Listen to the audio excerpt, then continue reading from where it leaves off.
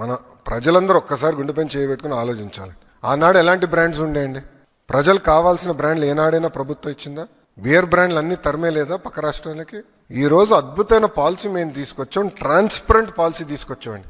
Zero political involvement policy, zero. ఈరోజు పక్క రాష్ట్రాల నుంచి డెలిగేషన్స్ వచ్చి మీ పాలసీ ఏంటి, ఎట్లా అమలు చేస్తున్నారని మన దగ్గర నేర్చుకుని వెళ్తున్నారు పక్క రాష్ట్రం నుంచి వచ్చి. Transparent policy.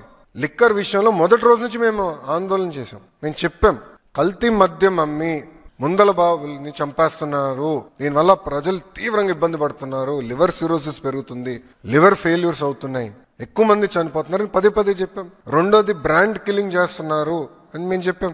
ఇప్పుడు జెనసిస్ ఏంటి కేసు మొత్తం brand killing. There is a very well laid out protocol. ఒక బ్రాండ్ ని ఇంట్రడ్యూస్ చేయాలన్నా, ఒక బ్రాండ్ ని తీసేయాలన్నా ఎక్సైజ్ పాలసీలో చాలా క్లియర్ ప్రోటోకాల్ ఉన్నాయి. అన్ని వైలేట్ చేసి ఏకపక్షంగా చేశారు.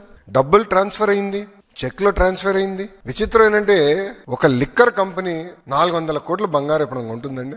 అది రా మెటీరియలా మద్యానికి బంగారం 400 కోట్లు అంటే మాకున్న ఇప్పటి వరకు బయటకు వచ్చింది. ఇంకెంతుందో ఇంకా 5 సంవత్సరాల రికార్డులు కదా, టైం పడుతుంది. 400 కోట్ల రూపాయలు విలువైన బంగారం ఒక లిక్కర్ కంపెనీ కొనింది అంటే ఎవరికి వెళ్ళిందా బంగారం? Simple question. దాని ముందర వాళ్ళు ఎప్పుడు కొనలేదు, దాని తర్వాత ఎప్పుడు కొనలేదు.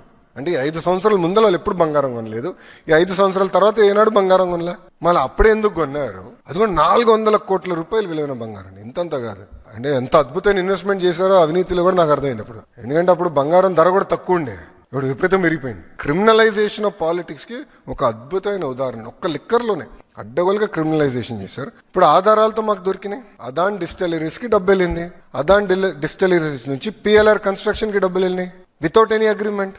అదే జగన్ గారిది అంటున్నాడు ఆయన. అదే అర్థం చేసుకోవాలి స్వామి మీరు. ఇది డబ్బులు నాది కాదు జగన్ అని చెప్తున్నాడు ఆయన. అది అర్థం చేసుకోవాలా? అంటే మీరు చూడండి ఎంత అన్యాయమో. చెక్ అండి పిఎల్ఆర్కి వెళ్ళింది, కాదని చెప్పమనండి. వాళ్ళు నేను ఛాలెంజ్ చేస్తున్నా ఈరోజు. పాపాల పెద్దిరెడ్డిని నేను ఛాలెంజ్ చేస్తున్నాను, రాలేదని చెప్పమనండి. I'm challenging him. సార్ డబ్బులు వెళ్ళినాయా లేదా? అవినీతి సొమ్ము. పిఎల్ఆర్ అనేది ఒక కరప్ట్ కంపెనీ నంబర్ 1. వాళ్ళ బిజినెస్ ఏంటి? కన్స్ట్రక్షన్. లిక్కర్ కంపెనీ నుంచి డబ్బులు ఎందుకు వెళ్ళినాయి నాకు చెప్పండి సార్, ప్లీజ్ టెల్ మీ.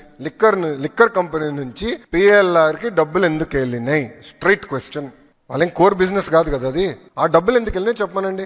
పాపాల పెద్దిరెడ్డిని నేను ఛాలెంజ్ చేస్తున్నా. నిజంగానే అంత కక్ష ఉంటే 2014 నుంచి 19 మధ్యలో వీళ్ళు బయట తిరిగే పరిస్థితి ఉండేదా స్వామి? తప్పు చేశారు, యాక్షన్ తీసుకున్నాం. There is the matter. అభివృద్ధికి అబ్జెక్ట్ చేసే వాళ్ళు కొంతమంది మాడుతూనే ఉంటారు సార్. ఇప్పుడు ఈరోజు పాపులేషన్ ఎక్కడ ఎక్కువ ఉందండి? యాజ్ ఆఫ్ టుడే విజయవాడలో ఉంది. దేనికి వాడని భూమి తీసుకెళ్లి ఇస్తాలో తప్పేంటి? ఇప్పుడు ఇదే మాట నేను ఇన్నుంటే హెచ్సిఎల్ వచ్చేది కాదు స్వామి. ఎందుకంటే అక్కడ కొంత భూమి ఆర్టీసీ భూమి ఉంటే నేను ఆర్టీసీకి వేరేది ఇక్కడ భూమి ఇచ్చి హెచ్సిఎల్ ఓపెనింగ్కి ఇది కావాలి అని చెప్పి నేను తీసుకునే భూమి ఆ రోజు. ఈరోజు ఎంతమంది పనిచేస్తున్నారు అక్కడ? 4500 మంది ఒక హెచ్సిఎల్లో పనిచేస్తున్నారు. Because government has to take bold decisions. అభివృద్ధికి సంబంధించిన బోల్డ్ డెసిషన్స్ మేము తీసుకుంటాం. 1995లో బాబు గారు అంత బోల్డ్ డెసిషన్స్ తీసుకున్నారు అనుకునే హైదరాబాద్ ఈరోజు ఈ స్థాయికి వచ్చిందండి. అరే చాలా మంది ఎగతాలు చేయలేదా అన్నాడు. శంషాబాద్కి 5000 ఎకరాలు ఎందుకని? ఈరోజు చూడండి, ఒక్కసారి వెళ్ళి చూడండి ఆ ఎయిర్పోర్ట్ని. One of the best airport in the country అండి అది. Today also I'm very proud. బెంగళూరుతో పోల్చిన చెన్నై వదిలేసేయండి, దారుణంగా ఉంటుంది. బట్ బెంగళూరుతో పోల్చిన ఇతర ఎయిర్పోర్ట్తో పోల్చిన Hyderabad is one of the best airport. ఇంకొక 100 సంవత్సరాలు వాళ్ళకి కావాల్సిన ఎక్స్పాన్షన్ మొత్తం అక్కడే చేసుకోవచ్చు. ఈరోజు బెంగళూరు ఏంటి, ఎయిర్పోర్ట్ ఫుల్ అయిపోయింది, వేరే ఎయిర్పోర్ట్ కట్టుకోవాలంటున్నారు. రెండు ఒకేసారి మొదలైన కదా పనులు. That is vision.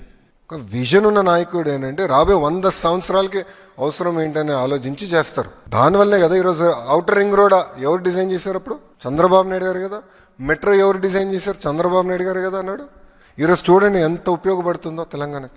హైదరాబాద్ అదృష్టం ఏంటంటే బాబు గారి దగ్గర నుంచి తర్వాత కూడా ఏ ముఖ్యమంత్రి అయినా, రాజశేఖర రెడ్డి గారు అయి ఉండొచ్చు, రోసయ్య గారు అయి ఉండొచ్చు, కిరణ్ కుమార్ రెడ్డి గారు అయి ఉండొచ్చు, కేసీఆర్ గారు కూడా అయి ఉండొచ్చు. అందరూ హైదరాబాద్ని అభివృద్ధి చేసిన వాళ్ళే. జగన్ లాగా అభివృద్ధి ఆపిన వాళ్ళు కాదు. That is the luck, greatest luck of Hyderabad అండి. మన దౌర్భాగ్యం ఏంటంటే ఇలాంటి పులివెందల ఎమ్మెల్యే ఉంటాం మనకి. బాస్ టీసీఎస్ లాంటి సంస్థకి మేము 99 పైసల్లో భూమి ఇస్తే ఎందుకంటే వీళ్ళకి అంత ఏడుపు? కోర్టులో కేసేస్తారు. ఒక సంస్థని ముందలు పెట్టి కోర్టులో కేసేసి సీజే గారు బెంచ్ మీద వచ్చేటట్టు చూసుకుంటే చేసి స్టే ఇవ్వమని కోరుతారు.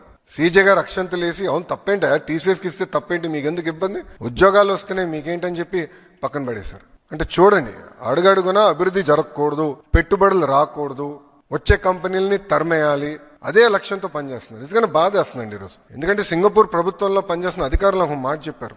చెన్నైలో ఒక కంపెనీ సింగపూర్ కంపెనీకి ఏదో ఇబ్బంది వస్తే డిఎంకే ఏఐడిఎంకే ఎంపీలు అందరూ కలిసికట్టుగా వెళ్ళి సింగపూర్ హై కమిషనర్ గారిని కలిశారు. సింగపూర్ అంటే భారతదేశంలో సింగపూర్ అధికారులను కలిసి ఇది ఉంది, ఈ సమస్య ఉందని చెప్పారంట. ఆయన ఆశ్చర్యపోయారు, అరే మీరు ఇద్దరు ఎప్పుడు కొట్టుకుంటారు కదా, ఇప్పుడు ఇద్దరు కలిసికట్టుగా వచ్చి ఏంటి మమ్మల్ని కలిసారంటే వాళ్ళు ఒక మాట చెప్పారండి, సార్ చెన్నై వరకు మేము కొట్టుకుంటాం సార్, చెన్నై దాటి వచ్చిన తర్వాత మేము తమిళనాడు సార్, తమిళనాడు మేము రాష్ట్రం కోసం మేము కలిసికట్టుగా పనిచేస్తాం, మాకు ఎలాంటి విభేదాలు లేవు, ఈ సమస్య మీరు పరిష్కరించండి అని చెప్పారు. కానీ ఈరోజు చూడండి, ప్రభుత్వం ఇంత కష్టపడుతుంటే, పెట్టుబడులు తీసుకొచ్చడానికి అహర్నిశలు ప్రయత్నిస్తుంటే, వీళ్ళు ఇట్లా ఈమెయిల్స్ రాయించి ఏకంగా కోర్టుకి వెళ్తే ఇంకా ఎక్కడ పోతాండి. మనం బాండ్స్ కూడా రేజ్ చేసాం. ఆర్బీఐ దగ్గర నుంచి అందరి వరకు వీళ్ళు ఈమెయిల్స్ రాశారు. అంటే రాష్ట్రం ముందరికి వెళ్ళకూడదు, ఎట్టి వరుస ఆపేయాలి, వాళ్ళు చేయరు, చేసే వాళ్ళని చేయనీయకుండా ప్రయత్నిస్తున్నారు. ఇది ప్రజలందరూ గమనించాలి. ఎందుకంటే దీనివల్ల తీవ్రంగా నష్టపోయేది ఎవరండి? ఆంధ్ర రాష్ట్రం. ఎవరు బ్రాండ్ పోతుంది? ఆంధ్ర రాష్ట్రం బ్రాండ్ పోతుందండి. చాలా బాధ వేస్తున్నా ఈమెయిల్స్ అని చదువుతుంటే. ఒక్కసారి కానీ బ్రాండ్ పోతే ఎందుకు వస్తాడు పెట్టుబడులు పెట్టేదాకా రాష్ట్రానికి? ఎవరన్నా ఒక ప్రాజెక్ట్ వెనక్కి రేపు ఎవడొస్తాడండి? నమ్మకంతో ఎందుకు ముందరికి వస్తాడు? ఈరోజు బాబు గారి పేరు చెప్పుకుని మేము తలుపులు తెరుస్తున్నాం. ఆయన ముఖ్యమంత్రిగా ఉన్నారు కనుక అందరు తిరిగి మళ్ళీ వస్తున్నారు ఆంధ్ర రాష్ట్రానికి. ఇతర దేశ మంత్రులు వస్తున్నారు ఆంధ్ర రాష్ట్రానికి చర్చించడానికి. మొన్నైతే యుఏఈ మినిస్టర్ గారు ఫస్ట్ విజయవాడకు వచ్చి ఇక్కడ ప్రోగ్రామ్ చేసిన తర్వాతనే పక్క రాష్ట్రాలకు వెళ్ళారు ఆయన. అంటే అంత కమిట్మెంట్తో మేము పనిచేస్తుంటే వైకాపా వాళ్ళు ఇది చేస్తున్నారు. దీనివల్ల ఒక ఆంధ్ర రాష్ట్రం నష్టపోతుంది, ఆ దేశంలో ఉంటున్న తెలుగులు కూడా నష్టపోతున్నారు. ఎందుకంటే వాళ్ళ రెప్యుటేషన్ కూడా పోతుంది. ఏంటిది ఏ రాష్ట్రంలో లేదు, ఏంటిది ఎందుకు ఇట్లా జరుగుతుందని వాళ్ళు తిప్పి మమ్మల్ని ప్రశ్నిస్తున్నారు.